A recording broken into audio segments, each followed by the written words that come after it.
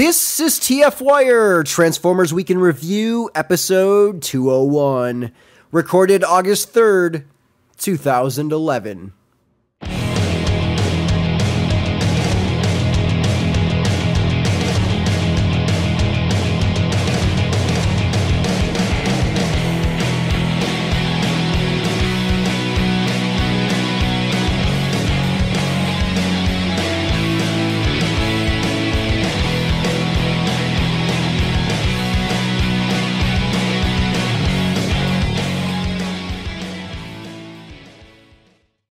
TFWIRE, I am your host, Peter Van Nostrand, and in today's episode we are going to be discussing what makes a Transformer.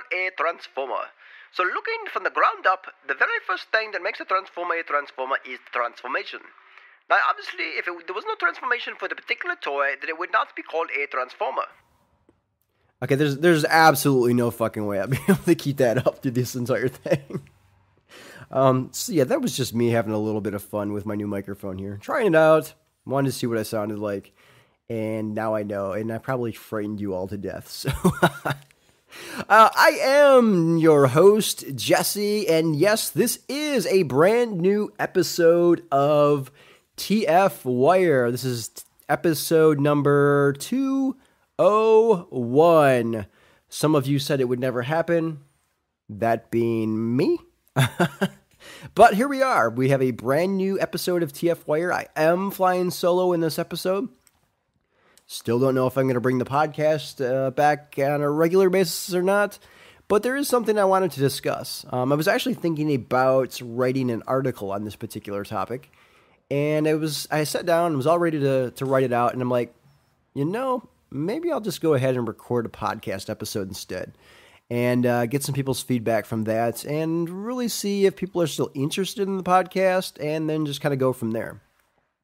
So I'm kind of kicking this back old school style here. I have a discussion topic. I'm not going to really discuss the news, but I do have a topic I want to talk about. And then I'm going to hit up some really, really, really old listener questions that we have, including one from our very own Matt Spada. Back when he was a listener rather than a host on the show. So stay tuned for that towards the end of the show here. So the topic that I wanted to discuss was what are my top 5 favorite Transformer toy lines? And why did I put them in the order that I put them in? So before I actually give you my list, let me go ahead and run down the list of Transformer toy lines that are or were available at one time.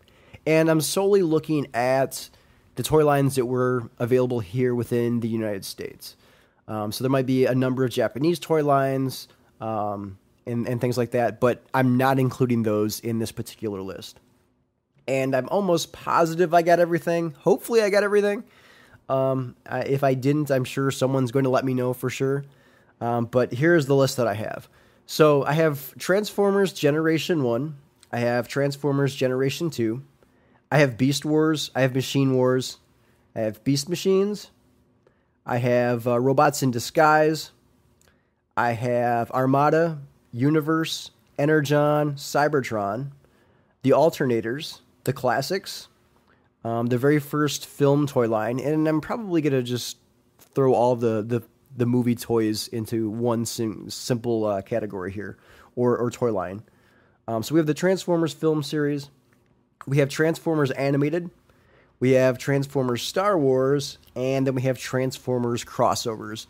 And technically, I guess you could probably throw the crossovers and the Star Wars figures into the same sort of toy line, but I do believe that they are separate toy lines here, so that's why I went ahead and separated them out here for you. So I believe those are the different toy lines that we've received here in the United States. Again, if I've missed anything, I'm almost positive I'm going to hear it from somebody. But off the top of my head, those are the ones that I can remember. I don't necessarily think that I'm missing anything, with the exception of the Creo line, and I can't remember what the line was called pre-Creo, but we did get some building block Transformers prior to Creo, and I think it's called Built to Rule, I think is what it was called. But I'm simply ignoring those two, and I'm just focusing on the main Transformer toy lines. Now, I've also didn't mention Transformers Prime, and then that's simply due to the fact that the toy line hasn't actually been released yet. So, all right, so that is the list of toy lines that I'm going from, and from that list, I've actually put together my top 5 Transformer toy lines, and I'm going to give you my list. I'm going to start at number 5 and work my way to number 1. And then I'll give you my reasoning for each one of these. Sorry, I have to clear my throat. I actually have some, if I sound a bit nasally, I actually have some sort of sinus infection thing going on. Not quite sure what that is, but I am getting over it. So if at any point you hear me cough, because I don't want to go back and edit this out, or if you hear me clear my throat, that's the reason why. I'm getting over some sort of virus, bacterial thing that's inside my head, in my sinuses. So, all right, so with that said, at number 5, what did I put at number 5? Well, I put the Transformers Alternators toy line. Well, why did I pick the Alternators? Well, the Alternators, to me, with the exception of the Classics toy line, is without a doubt one of the best lines that we've gotten that's geared primarily towards the collector market. I mean, you have to look at the price point. The price point on those figures, at least the ones that were available in the store, were $19.99. And if you think about, like being a kid and having, I would say like a 20. So if you were a kid and you had like a 20 in your wallet or in your pocket, you go into a store. If you're looking at if you're interested in buying a Transformer, if you're looking at what's on the shelf, you're probably not going to spend the entire 20. Simply because you want to have some money after you actually purchase something. So as a kid, I would think you would primarily look at either the basics, the Legends class now, or a deluxe. If you buy any one of those, or if you buy a figure from any one of those particular size classes, you'll definitely have money left over. So at the $20 price point, and I'm not saying that kids can't purchase the figure at that price point, but typically I would think it would be more in line with a purchase by a collector or someone who is usually older. So it was at that perfect price point, and what we got was very realistic looking vehicle modes, almost model-esque in some cases, like model toy-esque in some cases. And we got phenomenal robot modes, and the robot modes had awesome articulation. So that right away you can tell was geared towards the collector. And I recall having, I currently have all my toys for the most part packed away in storage. But when I did have my alternators out on display, I recall putting them in some hellaciously awesome poses. And they looked really, really nice. Another reason you can tell that this line was geared more towards the collector, and that was the transformation. They had, I believe, at the highest transformation difficulty rating that you could give Transformers at that time. And at that time, I don't know if it was on a scale of 1 to, I think it was still 1 to 5. And they had the highest you could get. So you can definitely tell it was geared towards the collector. And that toy line came out when I was an adult. And at that point, I was a collector. I wasn't buying the toys to actually play with them. I was buying them more to actually display them.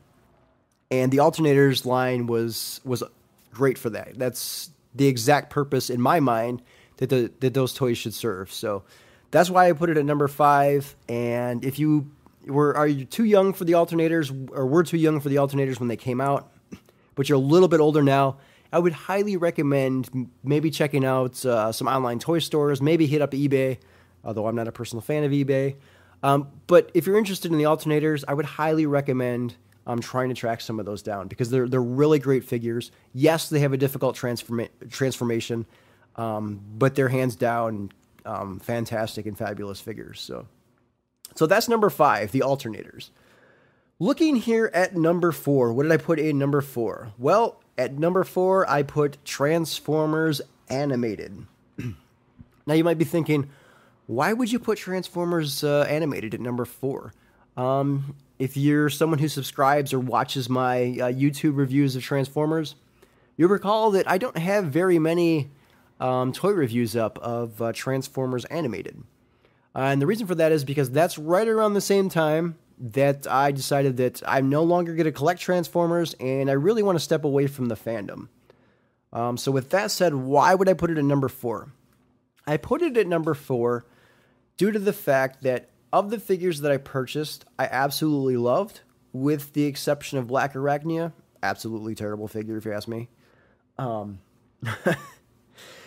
in addition to loving the figures that I actually purchased, I think that they were able, Hasbro and the designers, were able to bring over the animated, and I mean the actual medium of animation, that animated design aesthetic to the toys extremely well.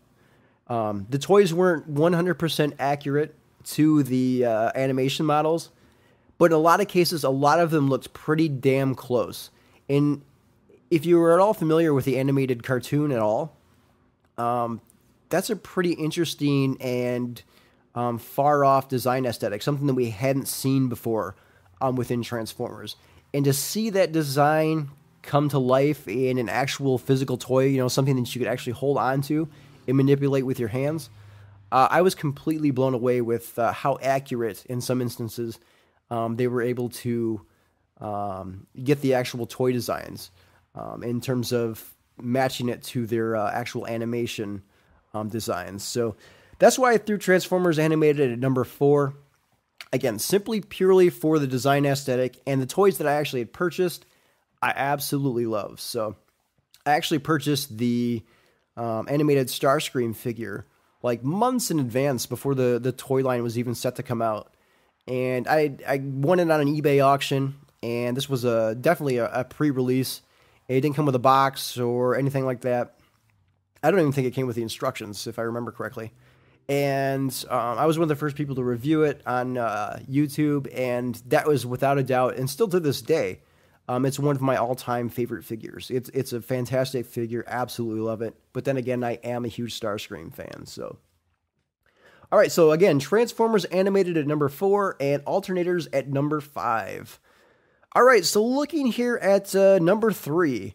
Number 3, I actually have a tie. And you might be saying, well, that's cheating, Jesse. And, well, maybe it is, but hey, this is my list, so I'm going to do what I want with it. So at number 3, I have a tie between Classics and Beast Wars.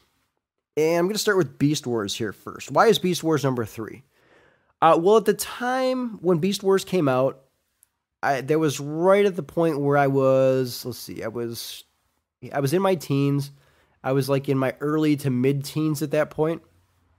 Let's see, if it was in 96, I had just started high school in 96. So I was approaching my mid-teens at that point. So at that point, I wasn't really playing with toys.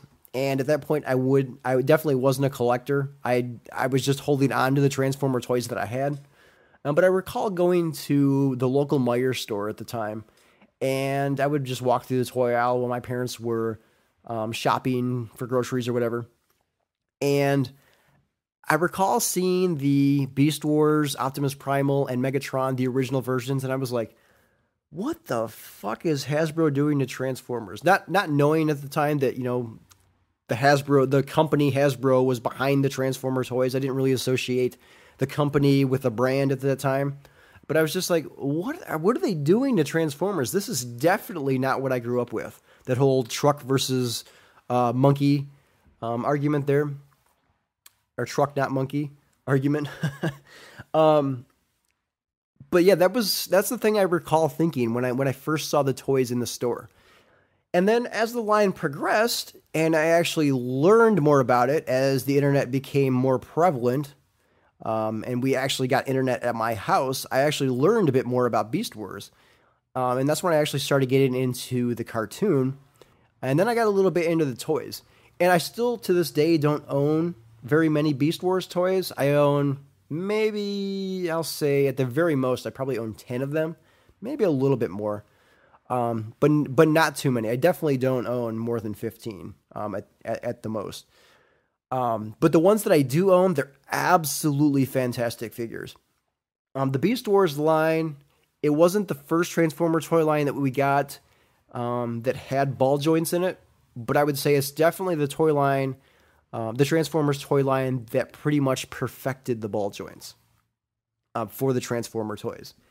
And I mean, we got a number of great designs in there. It was an interesting take on the Transformer design in order to move them from machines and cars and trucks and things like that to like animals and dinosaurs and insects and things like that. So it was a brand new, fresh, interesting take on the concept of Transformers. And it's something that we haven't seen in quite some time with Transformers, at least in my opinion. And I think at that particular time, it was the direction that the toy line needed to go in, even though I didn't agree with it at the time. Again, because I grew up with G1. But I'm glad that Hasbro took Transformers in that direction, because in my opinion, Beast Wars ended up being one of the best Transformer toy lines that we've gotten to this point. So that's why I think Beast Wars should be on the list. And as I mentioned, it's a tie with the classics here. I actually wanted to move classics a little bit higher, but in order to do that, I had to rearrange my top two, and there was no way I could do that because the top two was my top two for a reason, and I'll explain that in just a moment. But there was no way I could move it around, so I had to put it in a tie here at number 3 with Beast Wars. So why is classics at number 3? Well, going back to what I said about alternators, and that it's one of the best lines for collectors. Classics is without a doubt, in my opinion, the best toy line, Transformers-wise, for collectors. The reason for that is because it seems like the Classics toy line, just by the name itself, was geared more towards the G1 fan. I mean, if you look at the toys that were introduced in that toy line, they're essentially brand new takes on G1 figures or characters. I mean, whoever thought we would get another G1-esque Megatron gun in an American Transformer toy line? Certainly not me. And was it necessarily the greatest thing? No, but it was an interesting take an interesting new take on that particular character and alternate modes. So the Classics line is without a doubt one of my favorite. It's also something that's really brought into, I will say, the fandom. The whole idea of creating, I don't want to say fans projects because that's like a group amongst themselves. But I guess like projects created by fans for fans. So for example, I'm talking about like the City Commander armor for the Classics Ultra Magnus figure.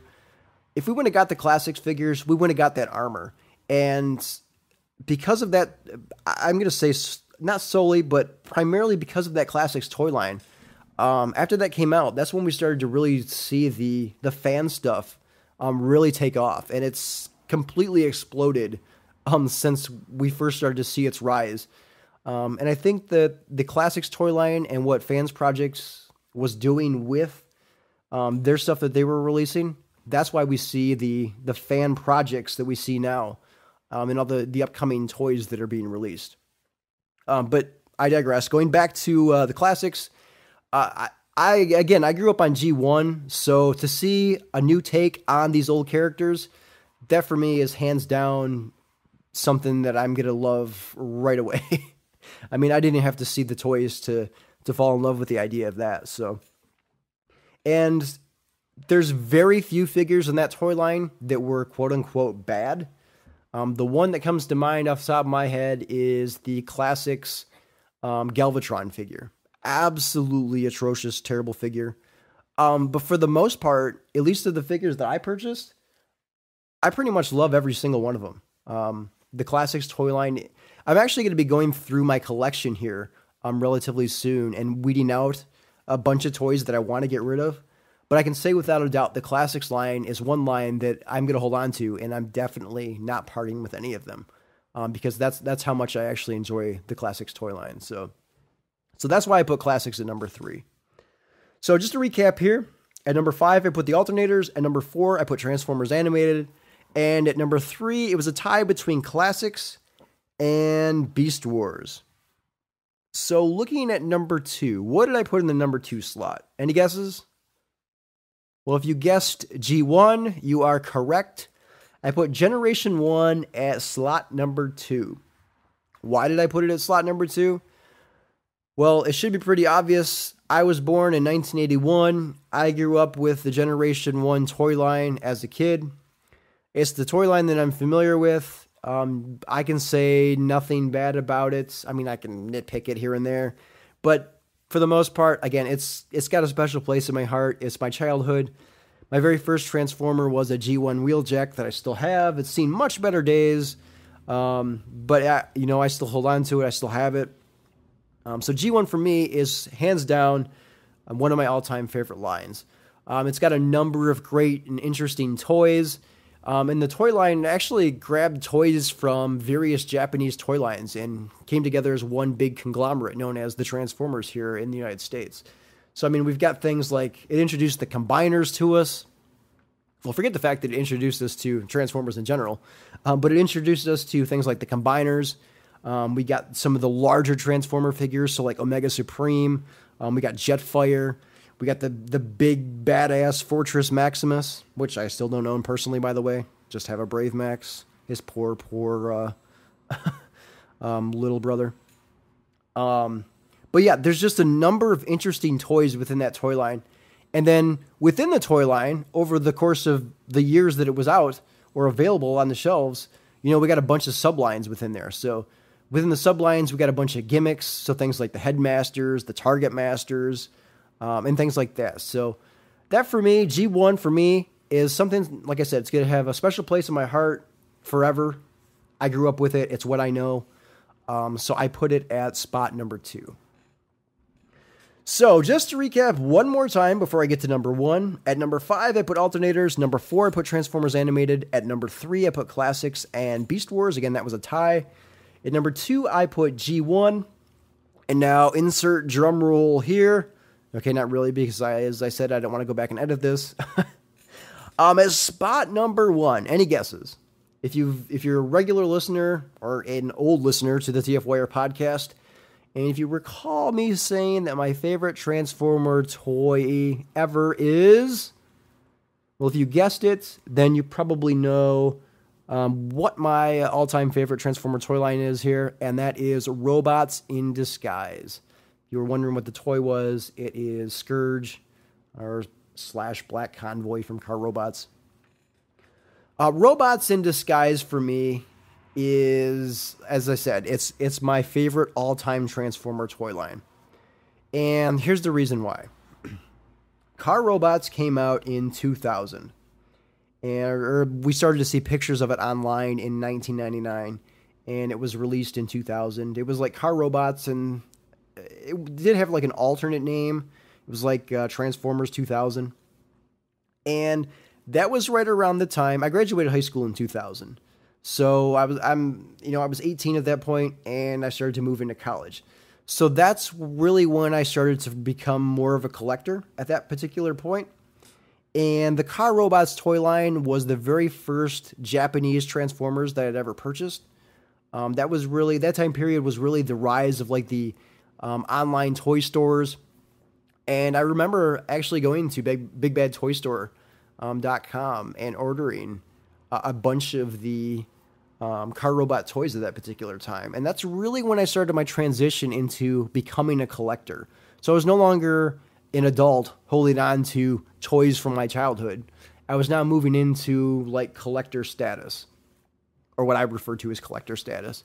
And I was really buying the toys, not to play with, but really just to display. So I'd purchase them, and I'd get them, and I would transform them to however I wanted them, and I would just display them. So that's what I started to do with Car Robots. And then I was extremely happy to see that Hasbro scrapped whatever idea it was they had at the time. And then they brought over Robots in Disguise, or Car Robots in this case, and they redubbed it as Robots in Disguise. Because it was, at that particular time, we hadn't seen any sort of vehicle-type Transformers since... I guess if you want to look at Beast Machines, there were some vehicle Transformers there, but we didn't have any like Earth-like vehicles since Generation 2. Well, since Machine Wars, again, that wasn't a main line. It was available, but not really since Generation 2. So this introduced a whole new generation of upcoming Transformer fans or kids who were interested in Transformers to the whole idea of Transformers being Earth-type vehicles. And the articulation on a lot of those figures was, without a doubt, hands down, some of the best we've ever seen. On top of that, a lot of the figures got really, really good paint applications. One that jumps off the top of my head is Skybite. I've never seen a Transformer with paint applications that are as good as that particular figure. We got a really great Prime figure in Super Fire Convoy, or just Optimus Prime in the Robots in Disguise line. Then we got the Ultra Magnus figure, and then you could combine Ultra Magnus and Optimus Prime, and it created a really awesome combined figure.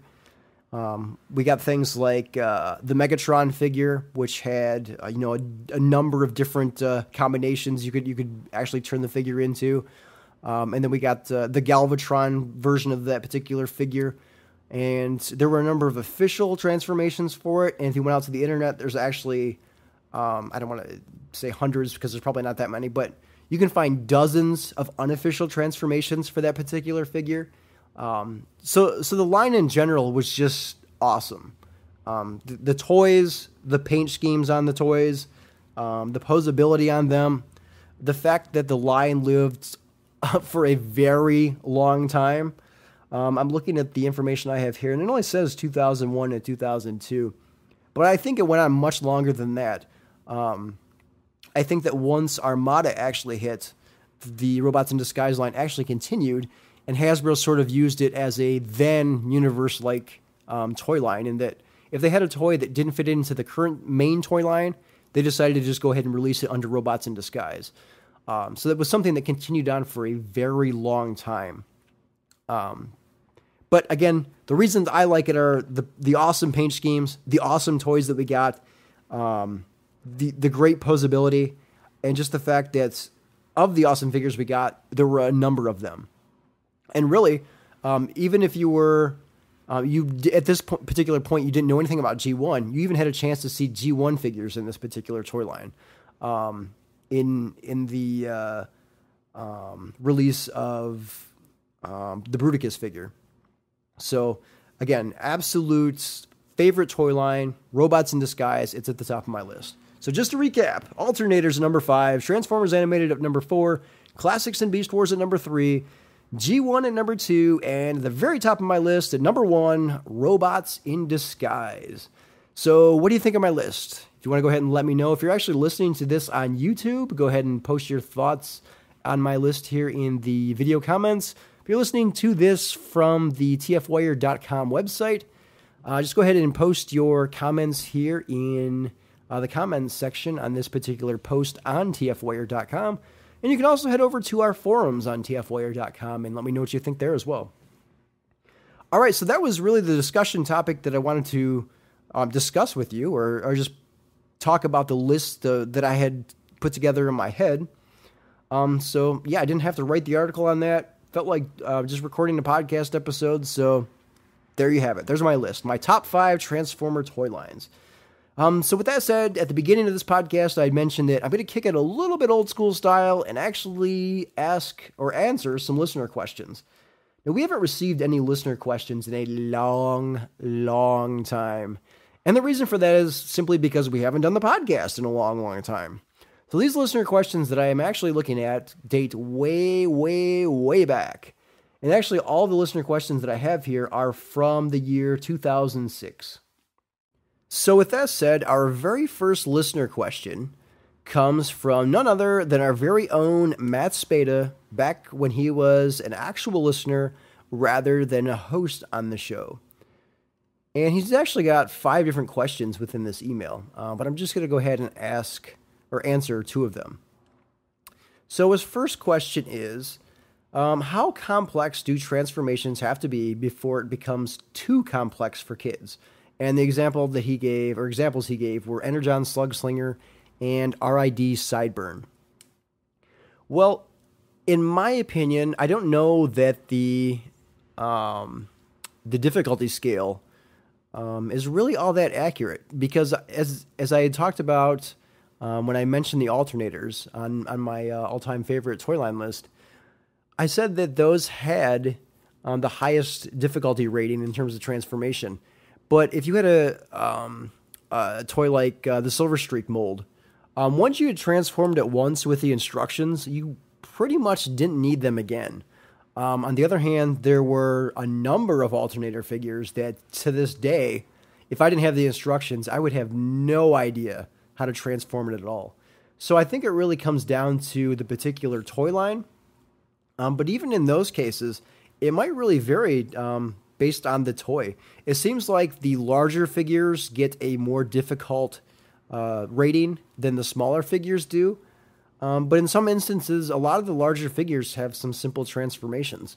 So I don't know if Hasbro actually looks at the transformation rating themselves, or how they actually grade that, or if they really just do it by the size class. So I'm not quite sure. But in my opinion, if it's, and I think the rating scale is 1 to 5, if I remember correctly. I know there's a lot of the G1 figures that I own. They're extremely simple to transform, and I never kept any of the instructions. But I would think that some of those probably would fall on the rating scale of a 3, maybe even a 4. I'm thinking like Power Master Optimus Prime might be way up there, but that figure has a very simple transformation. So I think it really depends on the toy and the particular toy line. So I'm not quite sure there's really any way to determine how complex a transformation is for kids. I guess it would really boil down to looking at a particular toy line and then just really looking at the rating. I would think, in my opinion, based on the rating system, anything that's 3 or lower, I would think would be okay for kids. For Spada's second question here, let's see. He asks, what size in general are the figures better in? Deluxe, super basic, ultra? Oh my fucking god! In other words, what size of figure is more fun? I guess it really depends on how we're looking at the toys. Are we looking at it from the perspective of a kid or from the perspective of a collector? As a kid, I know the bigger the better. I was always interested in the larger Transformers. And those are typically the ones I didn't usually get just because of their price. So as a kid, I would think the larger the better. So your Ultra, your oh my fucking god size class that you made up there, I would think that would probably be a better figure for kids. Now, if we're looking at it from the perspective of a collector, I would think something that's more along the lines of like a deluxe. Probably a deluxe would probably be the best size class for the collector. And that's simply due to the fact that, one, it doesn't take up all that much room, and two, it's probably going to have some really good articulation. So if you're looking to pose it on a shelf or display it on a shelf, you're going to get a lot of posability out of it, and because it is a deluxe, it's not going to take up that much room on the particular shelf that you're displaying it on. So again, for a collector, I'm going to go with a deluxe. If you're a kid, I'm going to say the bigger the better. All right, and those questions, again, they came from Matt Spada, and that was from January 23rd of 2006.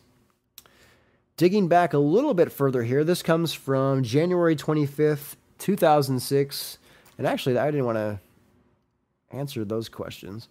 Ben Savage, there we go. These questions come from Ben Savage, and this is from February 24th, 2006, and he also asks a number of questions in here. But I'm just going to answer a couple of them. And one of his questions is, would you have liked the Beast Machines toys if they dropped the transforming modes for show accuracy? The example he gives is Robot Cheetor that does not transform yet looks identical to the show and comes with accurate accessories. Well, if you drop the transformation gimmick, then they're not really Transformers. But then I guess you could really argue that the Action Masters then weren't really Transformers, but they did come with little transforming accessories. I would say no. I think the Beast Machines should have done what they did and kept the transformation gimmick. I think the designers they had for the Beast Machines toy line just could have done a seriously better job than what they ended up doing. I mean, if you look at a number of those toys, they look like complete shit, and they don't even come close to looking like their actual animation design. They totally missed the mark on a number of those figures, and I know that the design aesthetic on the animation models for Beast Machines was way out there. And I mentioned that when I talked about Transformers Animated and moving that design aesthetic from the actual screen to the toy. And that translated very well. And I think today, if we were using today's technology, they could probably do that much easier than what they were able to do it back when we got the Beast Machines toy line. But at the time being, they probably did their best. They did what they could do. I think they just could have done it a little bit better, because I think they really missed the mark with the Machine Wars, with the Beast Machines toy line, and we definitely could have got much better figures out of that. Let's see here. I'm going to answer one more of his questions. Let's see. What is the best Transformer villain? Well, I'm biased in that I mentioned this earlier that one of my favorite all-time Transformers is Starscream. So, since he is a Decepticon, that's who I'm going to go with. I'm going to go with Starscream, and it's really more the G1 Starscream than anything else. Although this new Starscream in the Transformers Prime cartoon, he's pretty badass himself, at least in terms of plotting and scheming. But for the moment, until I see more of the Transformers Prime series, I'm definitely going to go with G1 Starscream. I mean, they even killed the character off, and he was able to come back. Sure, he wasn't able to really fulfill what he set out to do, but he did come back in the original Generation 1 cartoon. And he was such badass that we were able to see him once again in the Beast Wars cartoon as well. So there's your answer. I say it is Generation 1 Starscream.